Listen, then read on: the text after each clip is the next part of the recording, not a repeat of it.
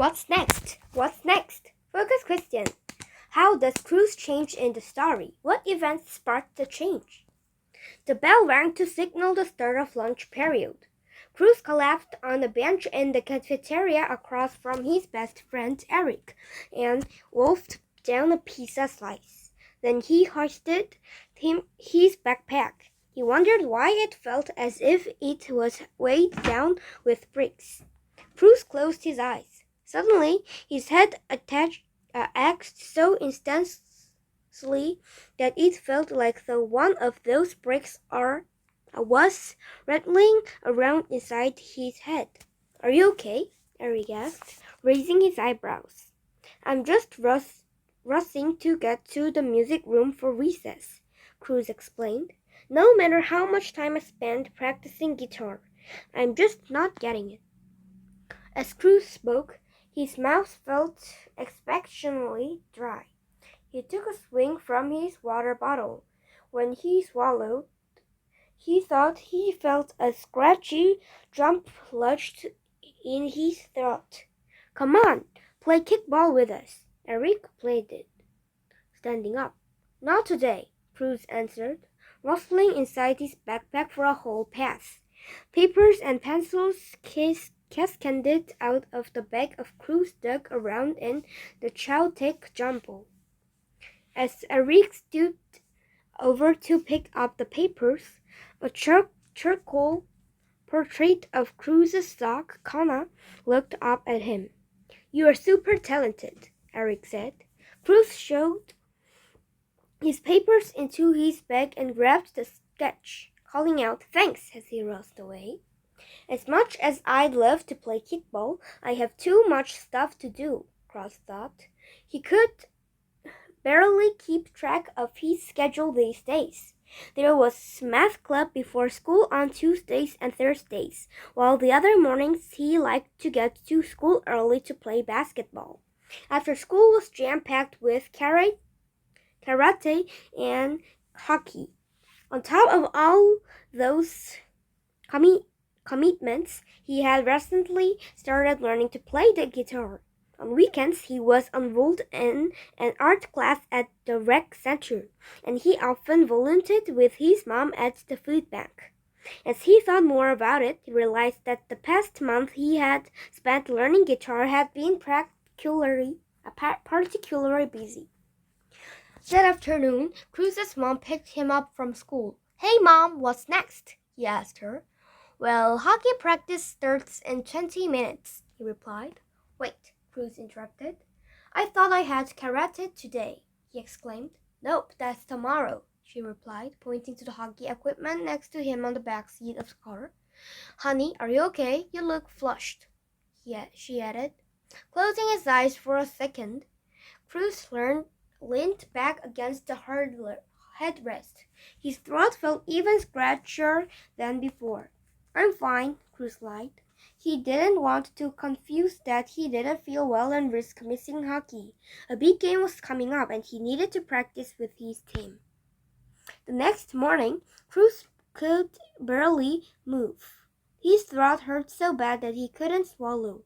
His whole body ached. His mom insists that he stay home from school. She made an appointment for him to see Dr. Brown the same day. That afternoon, Dr. Brown gave Cruz a quick examination. As she took off her gloves, she announced, "It looks like you've come down with influenza B. You probably know it was the flu." "So what's next?" Cruz croaked. "Nothing for now," Dr. Brown answered. "No school or other activities until you recover."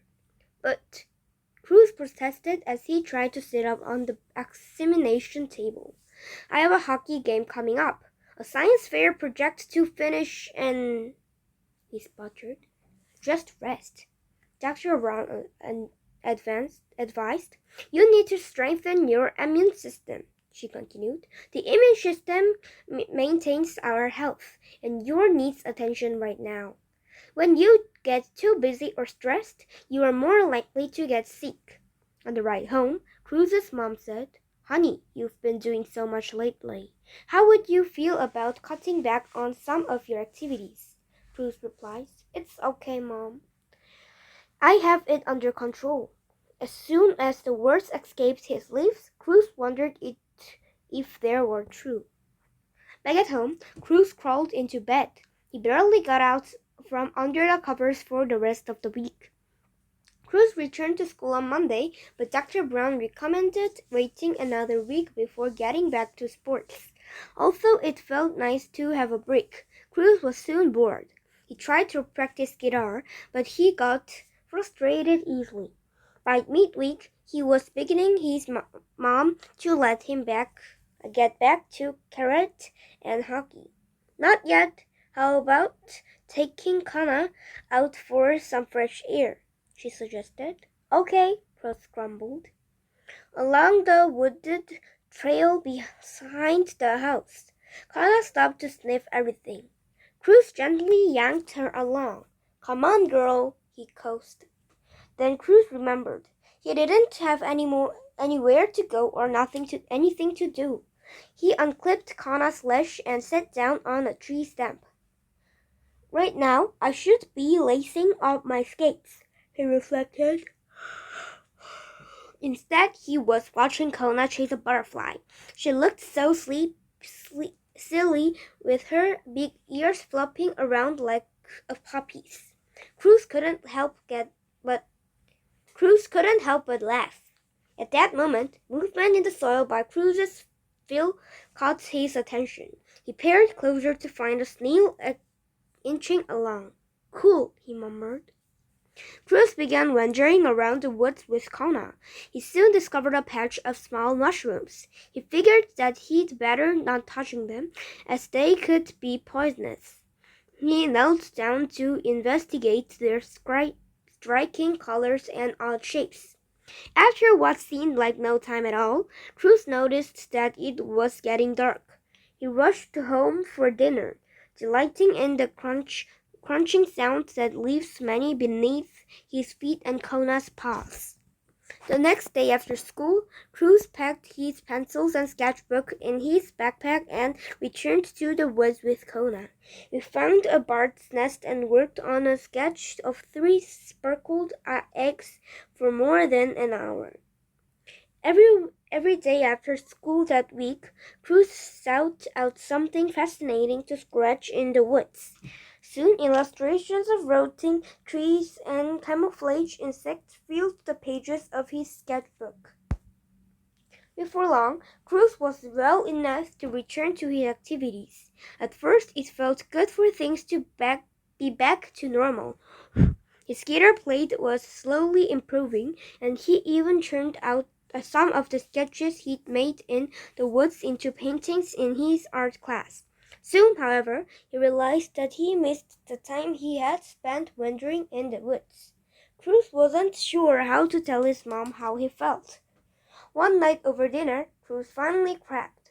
He sputtered, "Mom, I don't think I want to play guitar anymore. I just can't find enough time to practice. I feel like a quitter, though. And I don't like that." His mom set down her frunk.